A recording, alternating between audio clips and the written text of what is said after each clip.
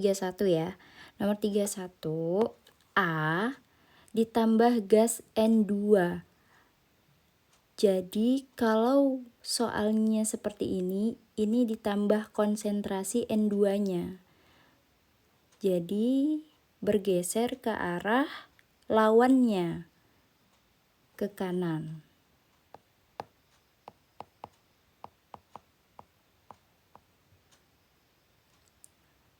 Yang B, volume diperbesar.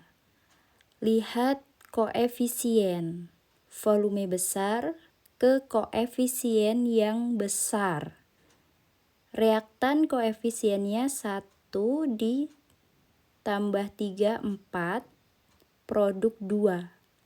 Besaran sebelah kiri, bergeser ke kiri.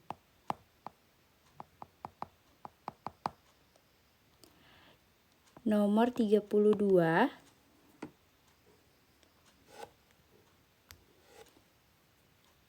perhitungan mencari nilai Kc ya. Buat reaksinya.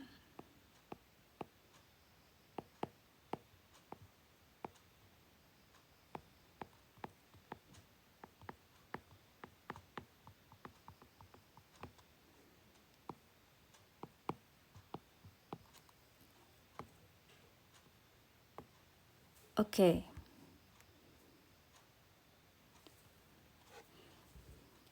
Nah, di sini kita lihat untuk Kc yang masuk adalah gas dan larutan. Artinya ini gas masuk semua. Kemudian Kc adalah konsentrasi produk pangkat koefisien per konsentrasi reaktan pangkat koefisien. Kalau kita lihat dari sini, yang diketahui pertama ada SO3 10 mol. Kemudian pada keadaan setimbang 4 mol. Ya, sorry ya, kakak agak belibet karena lagi radang tenggorokan ya. Oke. Jadi kita harus cari semuanya. MBS ya, yang bereaksi kita bisa tahu dengan cara perbandingan koefisien. Oke. Jadi di sini perbandingan koefisiennya kan 2 banding 2 banding 1. Jika sisanya O2 itu 4, sudah pasti di sini nilainya 4 mol. Karena dia produk. Produk itu bereaksi dan setimbangnya nilainya sama. Sehingga kita pakai koefisien yang tadi yang udah kakak ajarkan ya. Jadi di sini koefisien yang ditanya 2 per yang diketahui 1 dikali 4, maka di sini jadinya 8 mol. Yang di sini karena sama-sama 2 berarti ini juga 8 mol. Oke, jadi udah ketemu. Ini 2 mol. Langsung saja masukkan rumusnya Kc sama dengan konsentrasi produk pangkat koefisien ya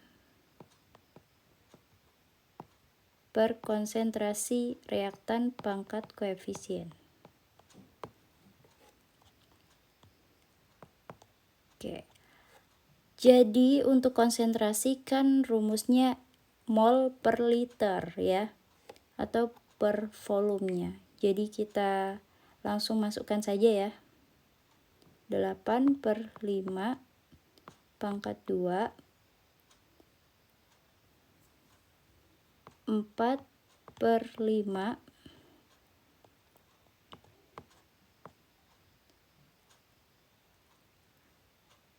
Terus ini juga 8/5. Oke, nanti aja dibaginya, yang bisa dicoret, dicoret. Nah, ini kan bisa dicoret nih. Tinggal 8/5 dikali 4/5. Jadi 32 dibagi 25. Nah, itu hasilnya. Kita pakai kalku aja ya biar cepat.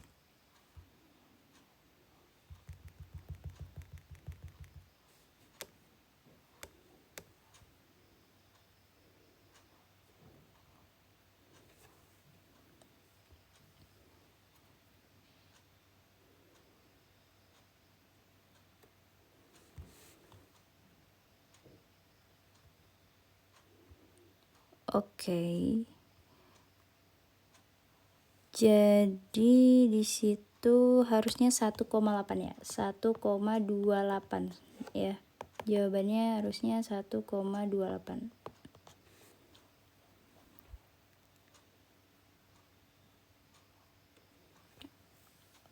Oke. Kemudian kita lanjut, berarti di kunci jawabannya komanya ini ya. Penempatannya salah. Yang benar 1,28.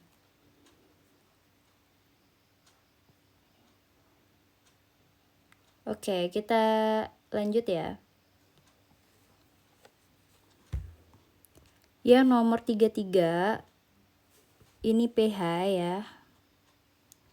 Langsung saja, asamnya kuat, jadi pakai rumus asam kuat.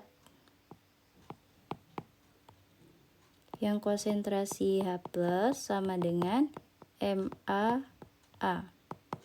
Nah, di situ kan konsentrasi dari Ma-nya belum tahu ya. Nah, kita cari dulu di sini aja nggak apa-apa. Yaitu kita cari molnya dulu. Cari mol, rumusnya konsep mol ya, M/mR. Masanya 0,49 per MR dari asam sulfatnya 98.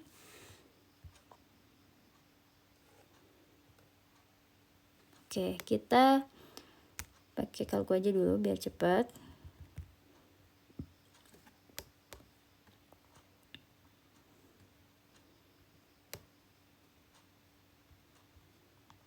Jadi 5 kali 10 pangkat min 3 atau 0,005.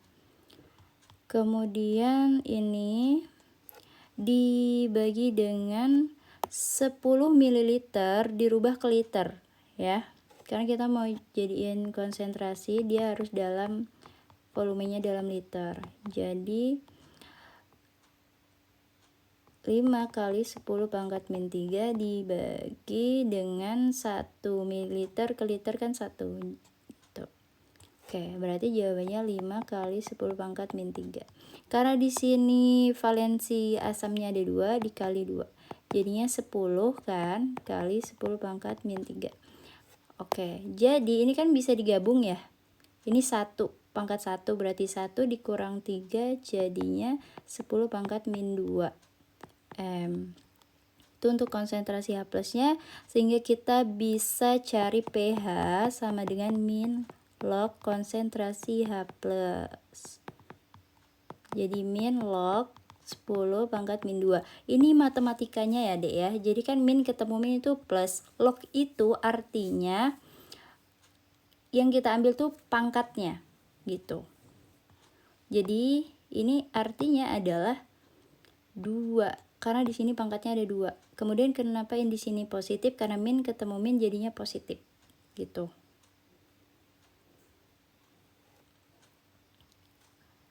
Kemudian yang nomor 34.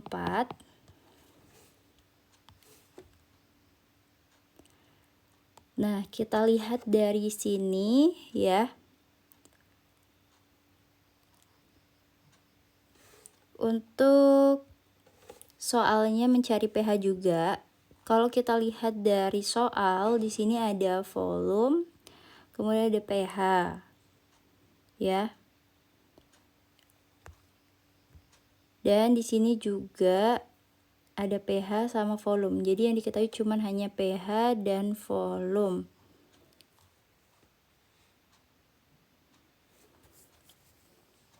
Artinya di sini kita bisa cari konsentrasi dari H+ dan OH- dulu, ya.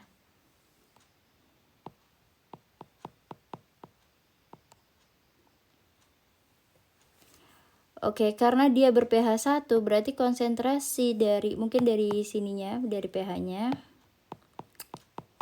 Jadinya kan di sini kan min log konsentrasi H+. Otomatis ini kan 1 min log konsentrasi H+. Artinya 1 ini itu datang dari 10. Konsentrasi H+ itu sama dengan 10 pangkat min 1 gitu, dibalik gitu, dijadiin 10 pangkat berapa. Kemudian untuk konsentrasi dari OH-nya kita bisa cari dari pH basanya dulu. Ini yang asam ya, ini yang basa. Kan rumusnya 14 dikurang POH. Berarti kita bisa dapat POH-nya pindah ya, karena min pindah ke kiri jadi positif. Jadi 14 dikurang pH-nya pindah ke sini ya. Kurang pH. Jadi 14 dikurang 13 sama dengan 1 gitu. Sehingga kita dapat POH-nya 1. Sehingga kita bisa tahu konsentrasi dari OH-nya itu, kan rumusnya POH sama kayak yang di asam kan. Jadi 10 pangkat min 1 juga. Oke. Nah, berarti sekarang kita tuh mau cari konsentrasi asamnya tuh berapa gitu. Dan konsentrasi basanya berapa. Kita pakai rumus yang di sini karena kita lihat itu kuat ya, HCl kan kuat. Jadi pakai MaA. Artinya di sini karena valensi HCl kan 1 ya. Maka Ma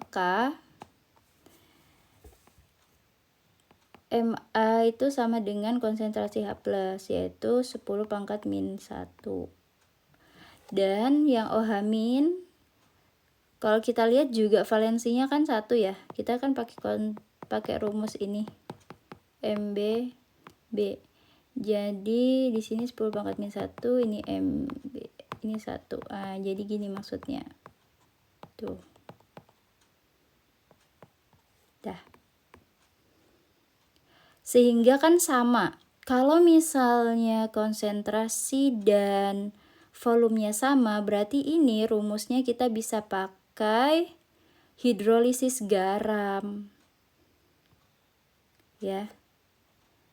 Kalau konsentrasi, kakak ulangin, kalau konsentrasi atau molaritas itu sama dengan volume ya, baik yang senyawa 1 dengan senyawa 2 ternyata sama-sama nih Ma, Mb-nya 10 pangkat min 1.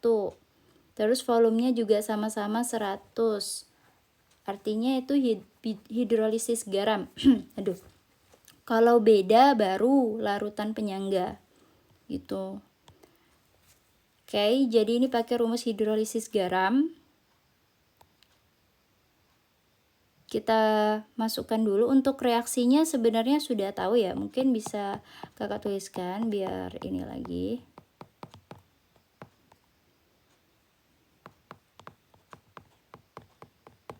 Nah, karena ini kuat dan kuat ya, artinya dia sebenarnya tidak terhidrolisis ya.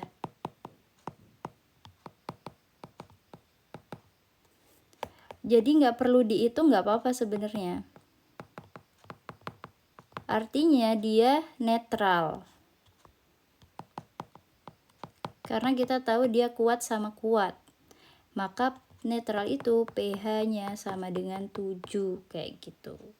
Misal kita mau buktikan ya, mau pakai rumus. Kalau mau pakai rumus, pokoknya Zeza harus lihat ya.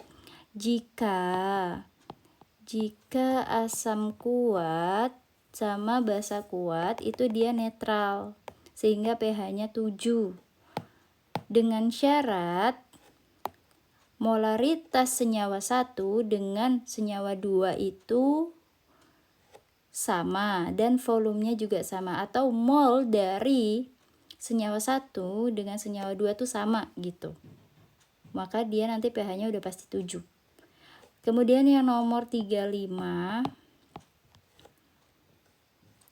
Nomor 35 ini buat persamaannya ya.